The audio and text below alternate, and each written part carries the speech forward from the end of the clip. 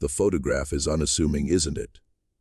A simple sepia-toned portrait, the kind you might find in a dusty antique shop or tucked away in a forgotten family album. On the surface, it's a relic of a more elegant time. The year is 1904. The bride, radiant in her ivory satin and Brussels lace, stands beside her groom, a man with a neatly trimmed mustache and a distant, unreadable gaze, his hand resting casually on his knee. But look closer. Look at his left hand, the one that seems to be resting on his thigh. You see it, don't you? The slight, almost imperceptible, blur where his fingers should be. It's a trick of the light, the photographer's error, a ghost in the machine. Or perhaps it is the only clue to the nightmare that this groom took with him into his marriage and beyond. This is the story of Captain Harold Maxwell Walker and the secret that he carried to his grave. You are a guest at a grand estate in the English countryside. The date is October 4th, 1904, and the world is celebrating the union of two of its most esteemed families. The air is crisp, with the scent of fallen leaves and wood smoke. A perfect autumn day for a wedding. The venue is St. George's Church on Hanover Square, a magnificent structure of soaring arches and stained glass windows that cast pools of ruby and sapphire light upon the congregation. The wealthy and the titled have gathered to witness the marriage of Captain Harold Maxwell Walker, a decorated officer of the 1st Life Guards, and the radiant Marie Fitzwilliam, daughter of a powerful lord. The men are resplendent in their military uniforms and top hats, while the women's gowns are a breathtaking display of silk and jewels, the rustle of their skirts a continuous whisper on the stone floors. The air inside is thick with the scent of expensive perfume, floor wax, and the sweet, cloying fragrance of hothouse flowers. Everyone is smiling. Everyone is weeping with joy.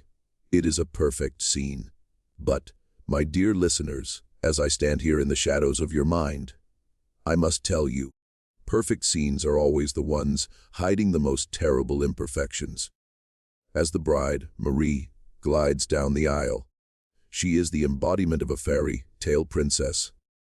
But her eyes search for her groom, and when she finds him, her smile, for the barest fraction of a second, falters. She sees the tension in his jaw, the way his eyes dart from face to face, not in joy, but in fear. He looks like a man expecting an ambush. You see, Harold had returned from the Boer War only months before. He was a hero, a leader of men, decorated for his gallantry under fire. But war changes a man. It buries secrets deep in his soul. Secrets that can fester and grow into something monstrous. In the weeks before the wedding, Marie had noticed the change in her beloved. He was no longer the confident, dashing soldier she had fallen in love with. He was jumpy, prone to long silences. He would wake in the night, drenched in sweat, his screams muffled by his pillow. When she rushed to his side, he would push her away, his hands. He'd hide them beneath the sheets, trembling. He had told her it was the war, the horror of battle, the things he had seen. She, of course, believed him. Her heart ached for him. She vowed that her love would heal his wounds, that her warmth would banish the cold shadows from his mind. But the shadows, Marie, were not in his mind. They were a part of him now. They were in his blood. The ceremony is a blur of familiar words, of I do's, and promises made before God. The guests applaud. The bells of St. George's ring out, joyous and clear, their peal echoing across the rooftops of London.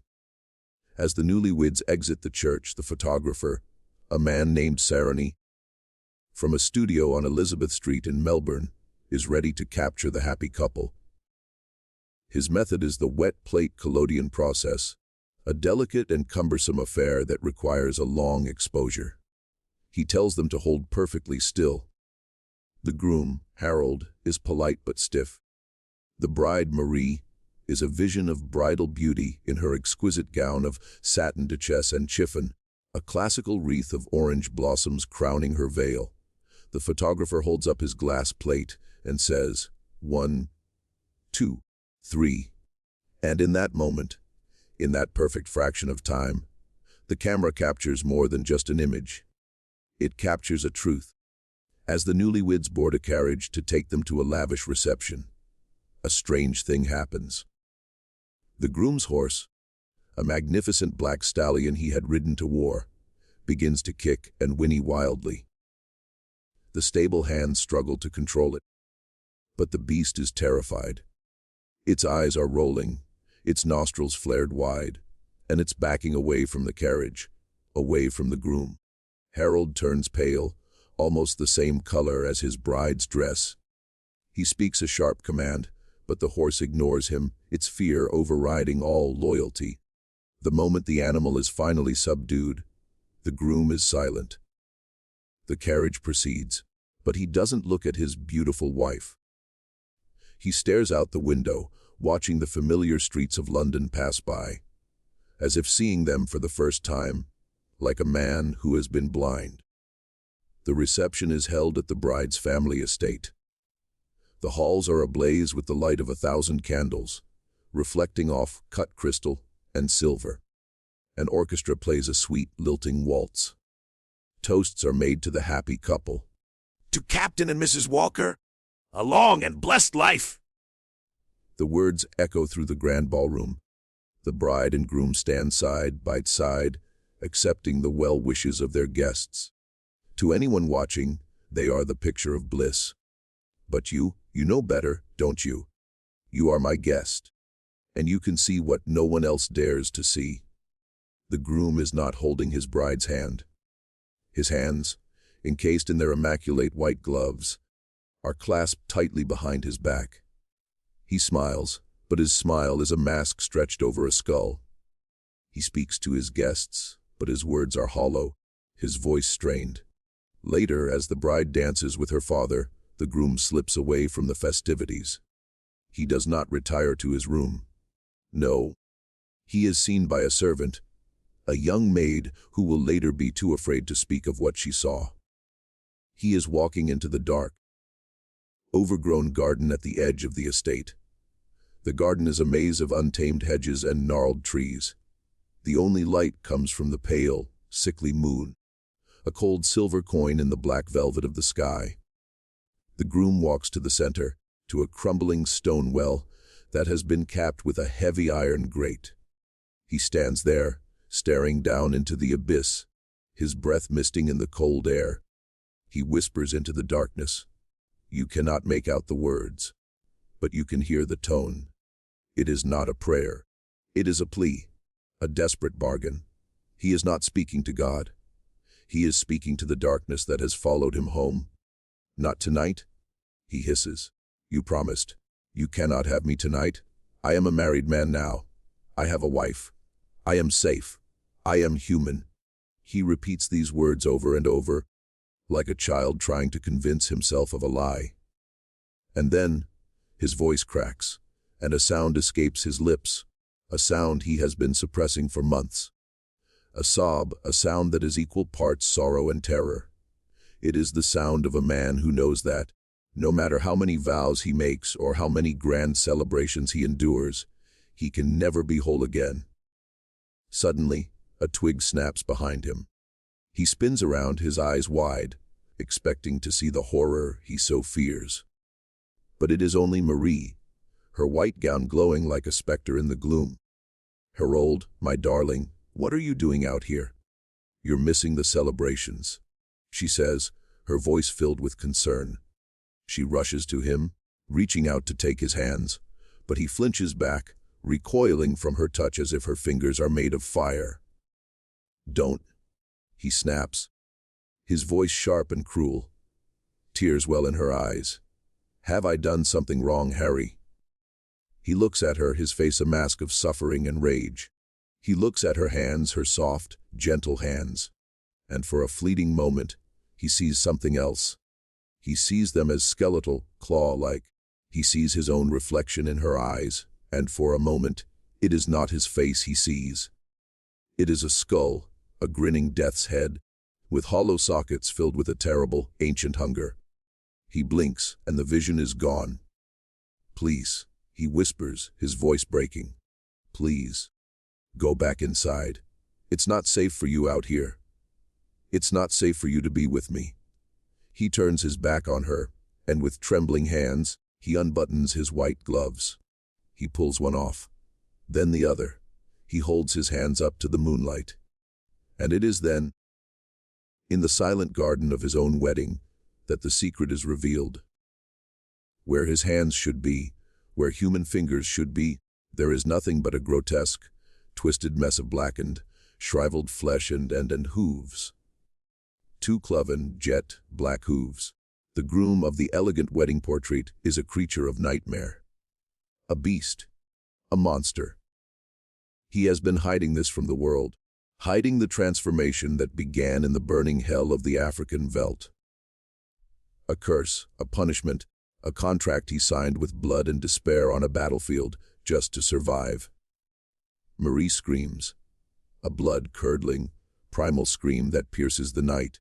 She stumbles backward, her hand flying to her mouth. Her eyes are wide with a terror that is beyond comprehension. "Get away!" Harold shouts, his voice a guttural roar that is not entirely human. "Get away from me!" He staggers away from her, crashing through the hedges. Running from his new wife, running from the life that has now been irrevocably shattered. He runs into the woods, the sound of his panicked, hoof-beaten flight echoing through the silent night. Marie, left alone in the garden, falls to her knees and weeps. Her perfect world has been shattered by the revelation of a monstrous secret. The wedding, for all intents and purposes, is over. The newlyweds are not seen together again that night. The groom is reportedly taken ill. He is seen by a physician, but the doctor is sworn to secrecy.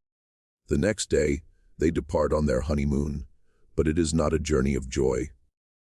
It is a journey of desperate, frantic damage control.